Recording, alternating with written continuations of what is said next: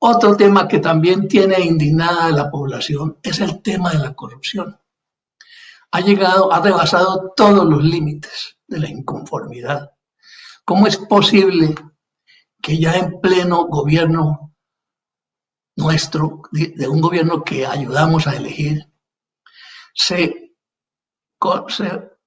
adjudica un contrato por más de $1 billón a unas firmas de dudosa ortografía, manejadas por personajes cuestionados, y luego se le anticipan 70.000 millones sin ninguna garantía válida para el Estado? Esto no puede seguir ocurriendo. Hay que eliminar de raíz la corrupción. Y lo vamos a hacer sin que nos tiemble la mano. ¿Cómo? Hay que, en primer lugar, eliminar todas las contralorías del país. Dejar un solo organismo que contrate por licitación auditorías externas para todos los entes del Estado. Hay que eliminar la contratación directa para compras de bienes o de servicios mayores de un salario mínimo mensual.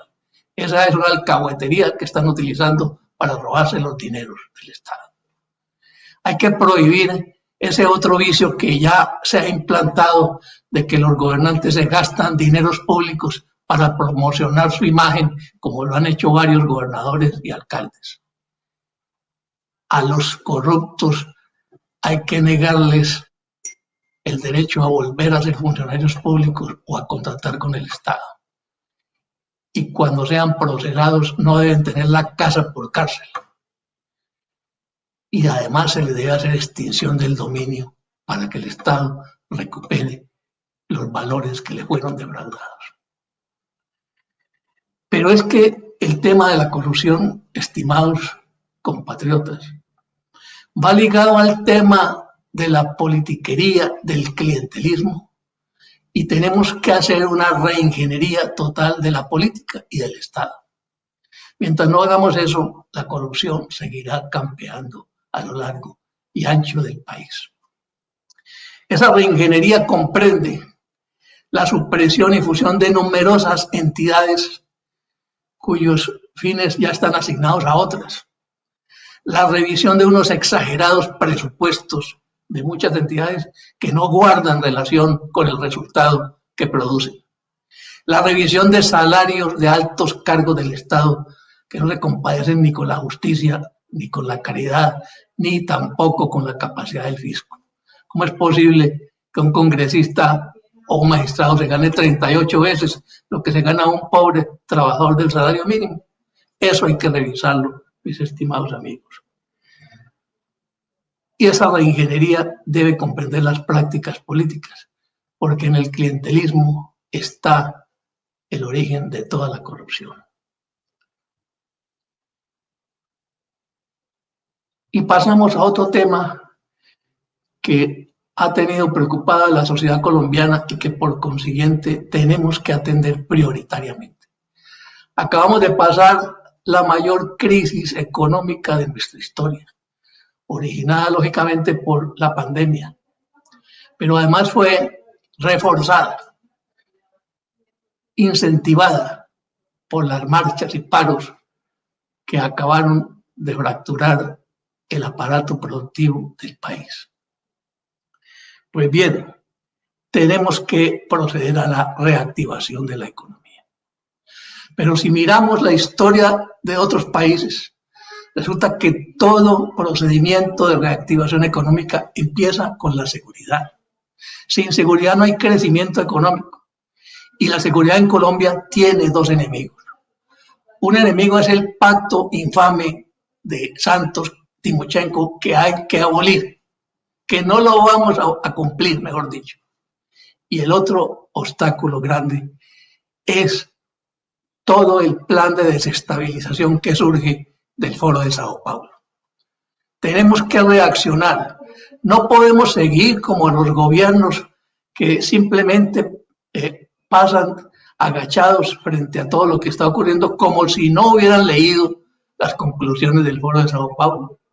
Es que este conjunto de azonadas que casi destruye al país, es que el adoctrinamiento de las juventudes, es que la financiación de las marchas por la guerrilla, es que la destrucción de las ciudades, es que los bloqueos a las vías para pauperizar a la población a través de la paralización de la economía. Todo eso está escrito en las conclusiones del Foro de Sao Paulo.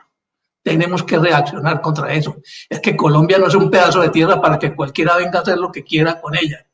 Colombia es un país libre y soberano, con una historia, con una cultura, con una tradición y con unos valores. Y lo haremos respetar, señores de la izquierda.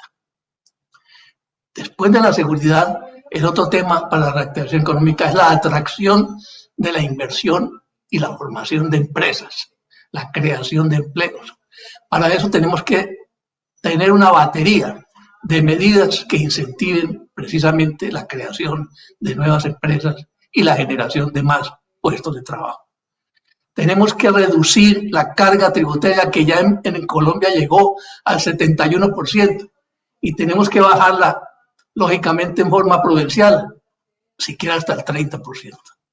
Tenemos que rebajar los gastos parafiscales para incentivar la formalización de los empleos. Tenemos que reducir los aranceles para la importación de bienes de capital y para la renovación tecnológica de las empresas. Tenemos que facilitar crédito de fomento en condiciones favorables para que los empresarios puedan salir de esta crisis tan pavorosa y puedan crear y ayudar a crear mucho más empleo.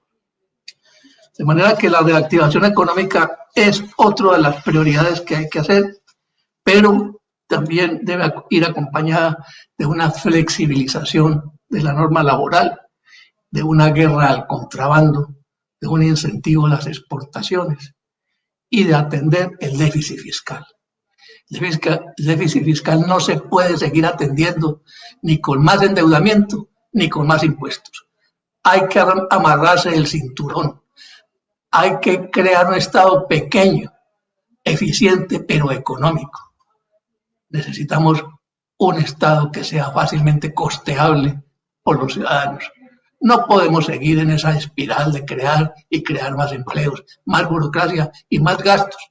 Si uno se lee el presupuesto nacional, que un ministro de Hacienda va a elaborar un proyecto nuevo, tiene que empezar por una lista de leyes que ordenan una serie de gastos completamente ineficaces para el desarrollo del país. Hay que eliminar todas esas erogaciones.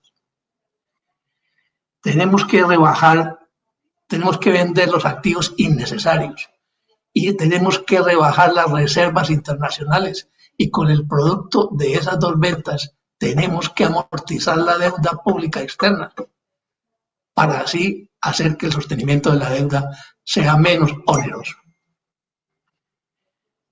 Y finalmente tenemos que desmontar la corrupción y también la evasión. La corrupción sola se lleva 50 billones de pesos al año y otro tanto la evasión fiscal. Entonces ahí está el dinero, no tenemos que buscarlo ni en el bolsillo de los colombianos ni en el crédito internacional. Finalmente, para la cuestión del desarrollo económico, tenemos que ser capaces de crear grandes polos de desarrollo agroindustrial, aprovechando la fertilidad y variedad de suelos que tiene Colombia, que como dice la FAO, Colombia sola puede alimentar al mundo entero. Entonces tenemos que ser capaces de crear esos polos de desarrollo agroindustrial.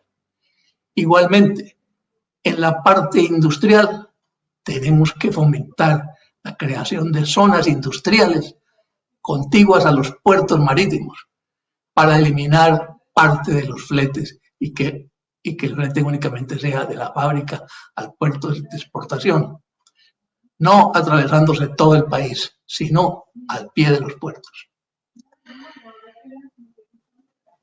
Finalmente, como nosotros vamos a dejar de regalarle el dinero a las FARC, entonces vamos a tener otro dinero allí que está presupuestado y que se calculó que vale cerca de 200 billones de pesos la implementación de ese horripilante acuerdo. Pues esos 200 billones de pesos los vamos a gastar ¿en qué? en generar empleo, en hacer el crecimiento económico que el país necesita y en atender una población vulnerable que hay que atender, como son los ancianos, como son las personas que no tienen forma de valerse por sí mismas.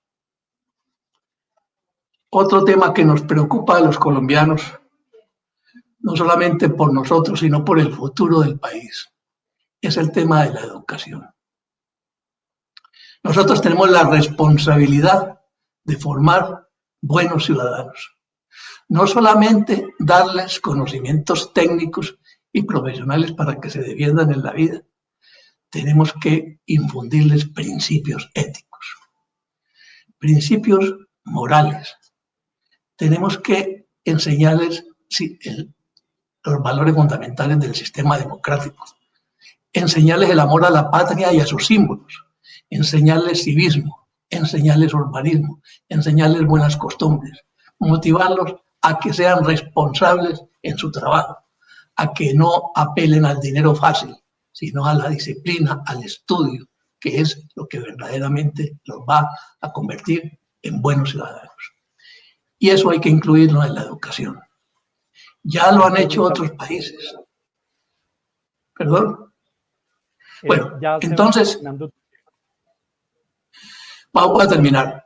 Hay que importar los modernos sistemas de Singapur, de Finlandia, del Japón, que ya han experimentado las técnicas para formar buenos ciudadanos, pero además excelentes profesionales. Finalmente, yo los exhorto, estimados colombianos, a que nos acompañen en una cruzada para atacar esos focos, esos grandes problemas del país. Los demás vendrán por añadidura, porque yo tengo plena confianza en el emprendimiento y en la capacidad del pueblo colombiano y de sus dirigentes. Pero para atacar esos problemas tenemos que hacerlo con decisión. Vamos a ejercer la autoridad, no nos vamos a posesionar simplemente para dejarnos extorsionar o para sentarnos a negociar. A uno no lo eligen para negociar, lo eligen para gobernar. Y eso es lo que vamos a hacer. En eso nos acompañan muchos millones de colombianos que están hastiados de que cada 4 años los engañen con promesas muy bonitas, muy atractivas, que luego los políticos no las cumplen. Hacen todo lo contrario en el gobierno. Aquí no, porque estamos haciendo política sin los políticos. Somos nosotros, gente como yo, de clase media, profesionales, comerciantes, los que estamos intentando llegar a los centros de poder para cambiar el país. Tenemos una meta muy clara, reconstrucción o catástrofe. Seguramente que se nos van a presentar muchas dificultades, muchos inconvenientes, pero vamos a tener muy presente una máxima que escribió nada menos que don Miguel de Cervantes, que dice así: encomiéndate a Dios de todo corazón, porque muchas veces suele llover sus misericordias en el tiempo en que están más secas las esperanzas. Muchas gracias.